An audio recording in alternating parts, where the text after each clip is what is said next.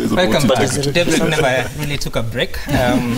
We've been enjoying the conversations here. Welcome back to Deborah. You're looking at the news review, and you had gone up to the extent of looking at the situation that the Deputy President is telling the DCI that they are being used. So I want to ask very specific questions, as Senator Cherargei, that now you say that the DCI wants to hamper the efforts of the Jubilee government in ensuring that its manifesto is implemented in the construction of dams that the government loves so much.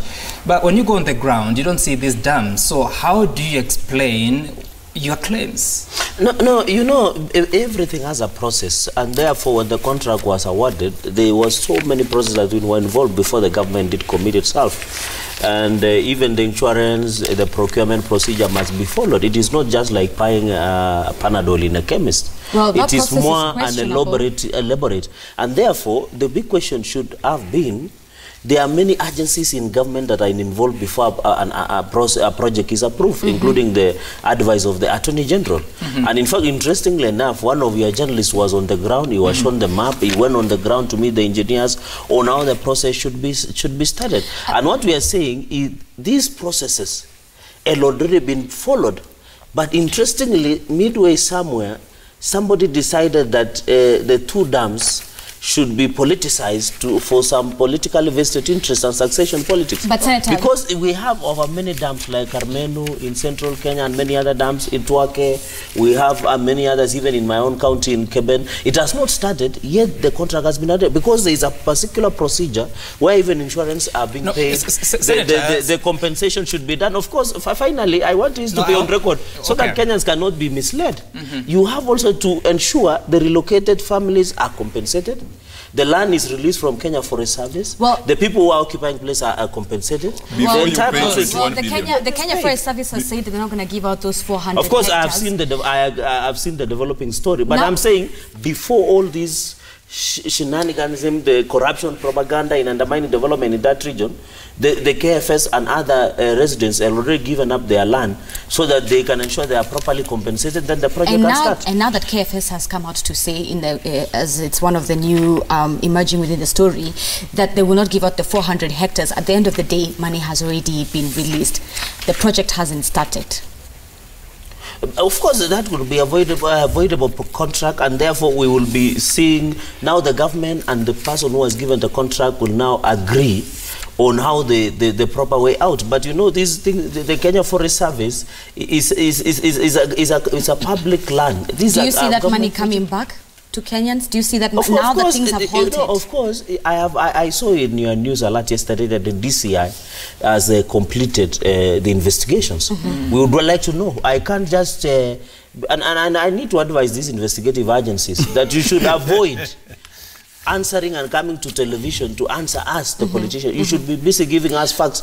So today we expect the DCI to release a press to give us where is the money trail, the allegations of money trail, whether these suspects, their accounts where they are, the assets that were acquired by allegations of this money that was lost. It is just a mere allegation. Senator Cherargei, clear out for me this one thing.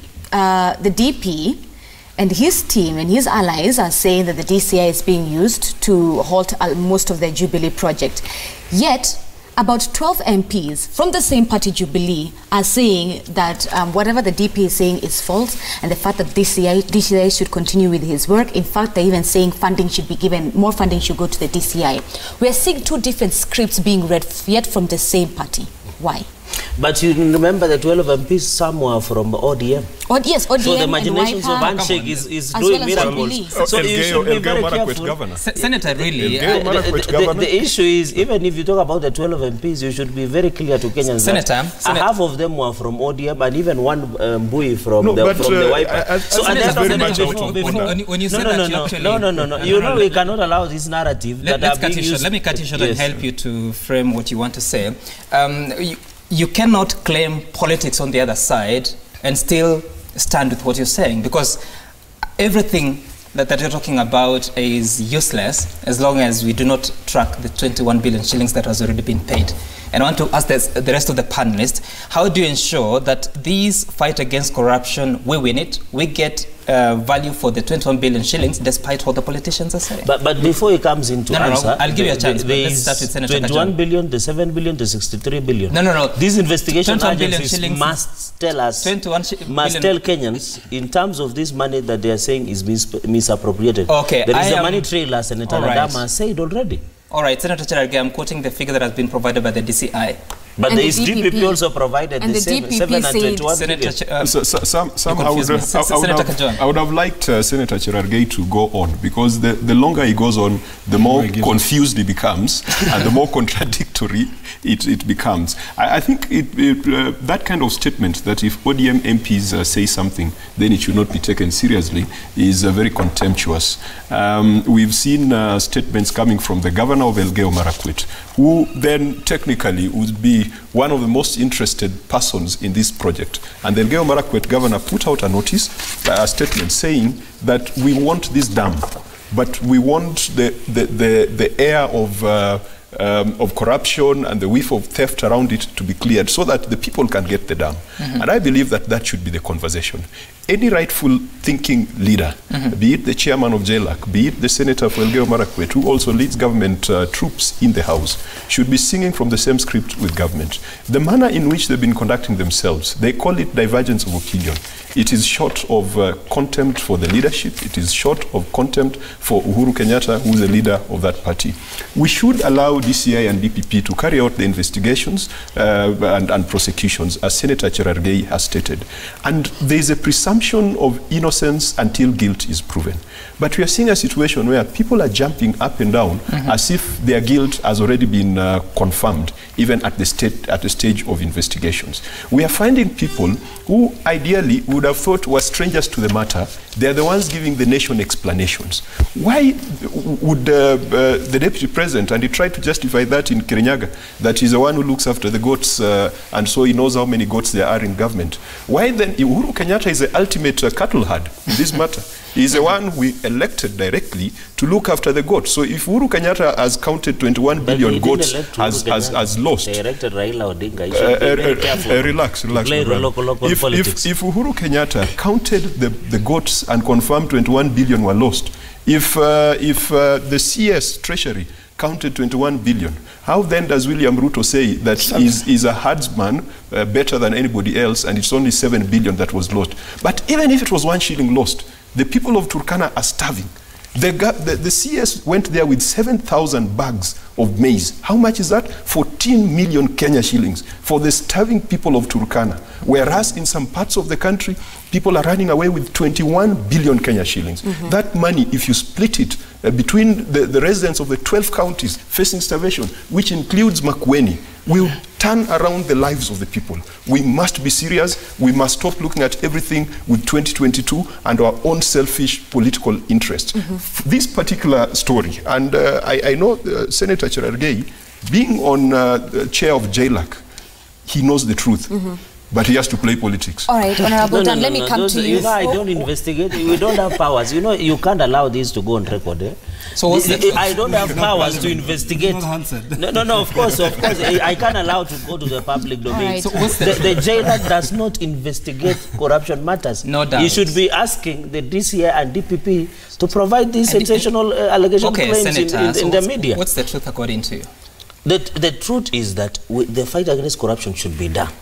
And last week when we sat, I like the multi-agency chart by the AG, at least for the first time, we had an honest conversation against the fight against corruption. Like 1, they want plea bargaining. 2, they want review of bail terms and bond.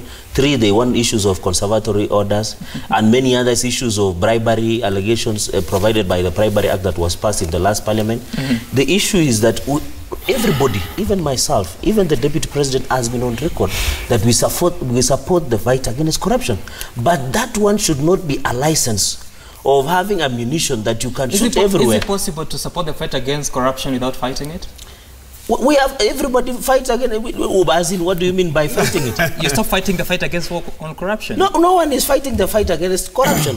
What we are just saying simply is that the DCI, the DPP, should not take Kenyans for a ride. I'm shocked that my fellow colleagues and panelists, the distinguished senators and my good friend, finally are very quick saying the fight against corruption is successful. Yet we have not convicted anybody. I think, if you allow me, you know, when I listen keenly to my colleague here, there's one philosopher who comes to mind, which is Nietzsche. And when he talked about whoever fights a monster should see in the process that he does not become the monster himself. In this case, what is happening is this issue of corruption. Kenyans ought to know. Kenyans are asking, what is going on? I think what the DCI is doing the right thing. He's letting Kenyans know that we have not yet said that this person is guilty. What we're doing is that we are following the money trail, and this is why it's leading us, for Kenyans to know that.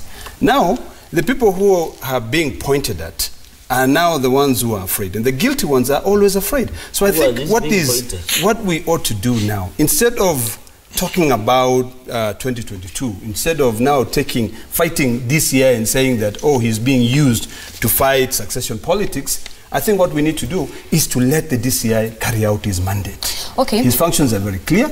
Once he does that, then Kenyans will be able to see who is telling the truth. And that is now what we should be doing, that it should be in an honest way. Senator, we need to give Mheshimiwa Maanzo a chance because we need to take a break. So at the end of the day, Kenyans are confused. They don't know whether to believe the politics or to believe the war that is being fought under the leadership of the DCI. What should you take home? First and foremost, you know, they've talked about the Constitution. You see, Constitution is operated by acts of Parliament passed pursuant to that Constitution. And that's how the Police Act comes in. And that's how the Police Act gives these powers to the DCI. And then the DCI and the ESCC, both of them, go through the DPP or DPP or Office of the DPP to be able to prosecute anyone. So while the DCI is investigating and eventually may work together with the ESCC, nothing stops them from working together, and evidence is found and one is charged in court, then they will defend themselves. And you know, if there is any truth, we'll know exactly where the money is. So I believe all lost money must be recovered, and that's why Senator, the guy is talking of plea bargain. Some people know they have taken this money, they say, fine, we can return some money, and please don't prosecute us. Right. Honorable Dan, just in this same conversation that we're discussing the issue of dam corruption and drought, at the end of the day, if there's one question that Kenyans ask themselves, it's how is it that ballots can get to Turkana? Our trucks to go collect oil. When it comes to food and water, it's a completely different narrative. Do you think that corruption has had a role to play in the starvation of even close to 900,000 Kenyans? Yes, I must say corruption is to blame because we've got enough money for this. We've got enough food for it.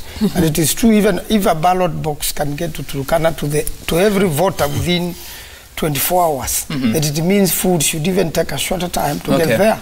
And we really want to challenge Kenyans that there is no Kenyan now who should be starving. We have enough resources in this country. It is how we manage them, and we must really fight corruption. Because we have enough money, including you know money for the dry areas. You know, we have allocated enough money for this. Equalization fund. We have equalization fund. We should talk about which should reach these people, and they should be equal to all Kenyans. Let's take a call from Muranga. Joshua, good morning. Joshua is calling us from Muranga. Good morning. What's your question or concern? Good morning, Getuku.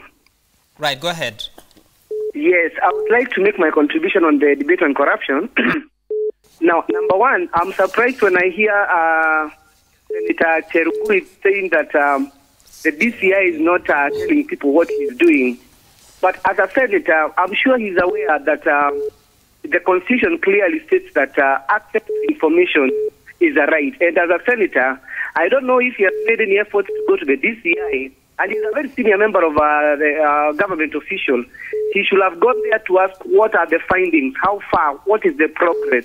All right. Number two, Gituku, please. I find the comments and the campaign being perpetrated by the DP very, very crude in the sense that he has been attacking the DCI, telling him that he is being used by some people to buy him from 2022. But the DP forgets that he's the second most powerful person. When he makes such comments, there is only one person that such comments can be directed to, and that is the president.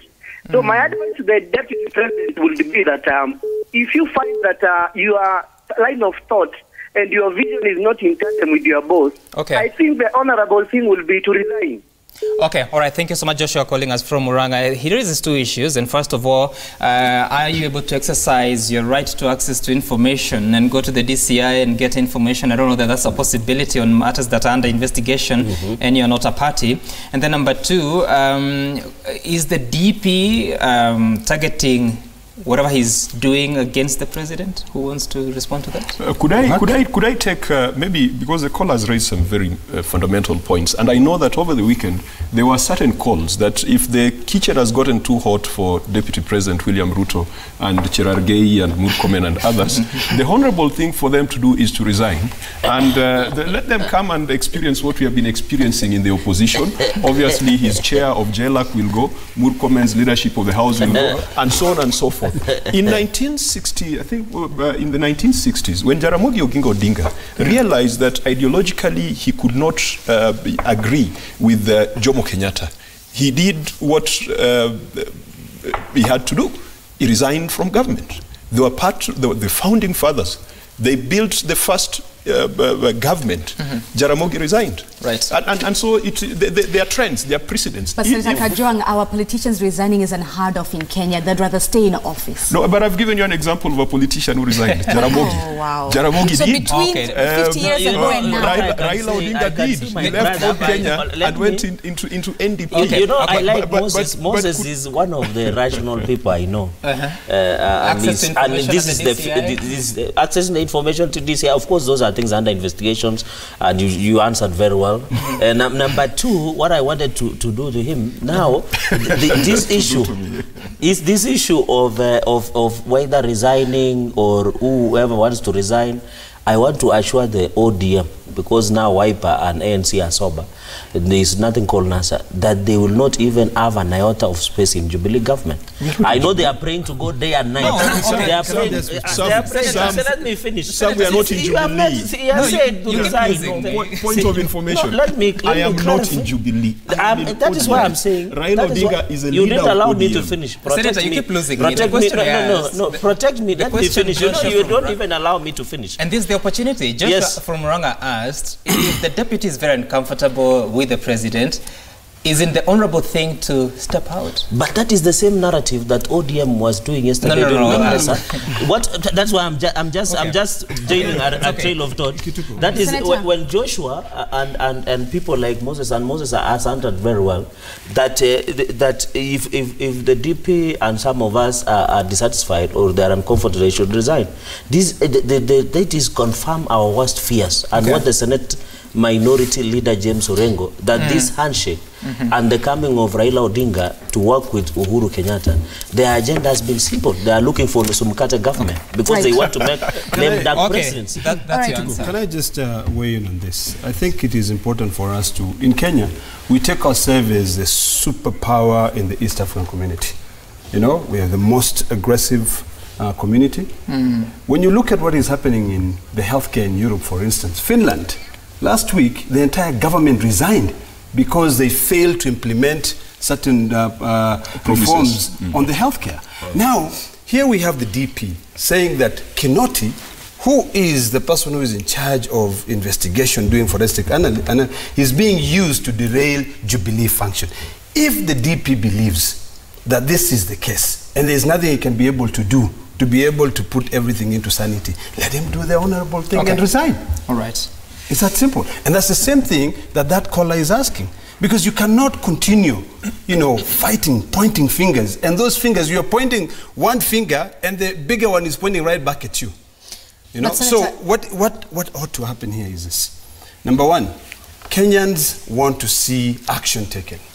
Kenyans expect those in government, and I want to reiterate this. I am not in government. I am in the opposition. Very good. You know, very good. And I play my role very well. I know. And I'm not afraid of that. Correct. And I will check government every minute. It doesn't matter whether we have the handshake or not. All right. So the issue here is very simple. Let me just finish this. let me finish this. Yes. What I'm saying is this. If the DP feels like he has failed, No, I want to assure you, DP is not going anywhere. So, those are just change the narrative. You do realize we are not going to agree on this. So the right thing to do is, Senator, we need to take a commercial break. We look at the feedback. We look at the feedback on the SMS and tweet. What do we have? Do you have the SMS or the tweet? All right. What you've been saying on Twitter. That's on Twitter. This is Hillary Ngasura. Why are ODM people like Senator Kajwang interested in DP resigning? Why can they sort out mess in NASA first? Why run around the county, I believe it's country, bashing the DP? Let these people give us a break. We'll let him respond after the commercial break. Yes. Let's take a look at another tweet. Humphrey, you say, let government introduce a pay bill number. We help our fellow Kenyans. The food government is supplying isn't enough. Let's stand with our fellow Kenyans and help them with food. They are our brothers. I feel them. I mean, Senator, you cannot agree on that. We always have our Let's pay take an bill. SMS. No. You're not allowed to come respond. back to that. We'll let you respond. We have maize. We can donate. The SMS is Mary Kakenya from Narok. The slogan corruption has taken roots in Kenya. Let leaders know that they are role models to the nation. If they can fail to defeat it, who are we to make it? Wow.